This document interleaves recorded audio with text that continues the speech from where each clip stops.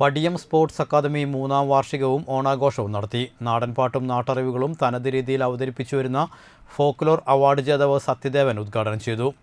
ഈ സംഘടന 110 പേരടങ്ങുന്ന ഈ ഒരു സംഘടന ഒരുപാട് മേഖലകളിൽ വൈവിധ്യമാർന്ന പരിപാടികൾ അവതരിപ്പിച്ചുകൊണ്ട് വളർന്നുവരുന്ന തലമുറയെ തെറ്റായ വഴിയിൽ നിന്നും നേർവഴിയിലേക്ക് നയിക്കുന്ന ഈ മഹാപ്രസ്ഥാനമായി ഇത് വളരട്ടെ എന്ന് ഏറെ സന്തോഷത്തോടെ, അതിലേറെ അഭിമാനത്തോടെ ഞാൻ ആഗ്രഹിക്കുകയാണ്.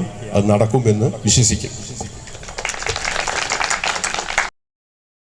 PSA president Sudheesh K Sukumaran അധ്യക്ഷനായി.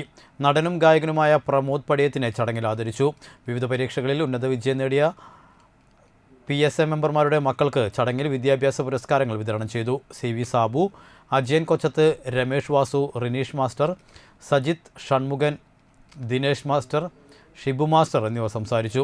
സുമേഷ് അപ്പുക്കുട്ടൻ, യോഗനാഥൻ കരിപ്പാറ, പ്രദീപ് പടിയത്ത്, രഘു തൊപ്പിയിൽ, ബാബു വൈക്കത്ത്, രത്നകുമാർ, ബിജു ഗോപി, ചെക്കു കൂടാതെ വനിതാ വിംഗ് പ്രവർത്തകർ എന്നിവരുടെ നേതൃത്വത്തിൽ വിവിധ കലാപരിപാടികൾ നടത്തി.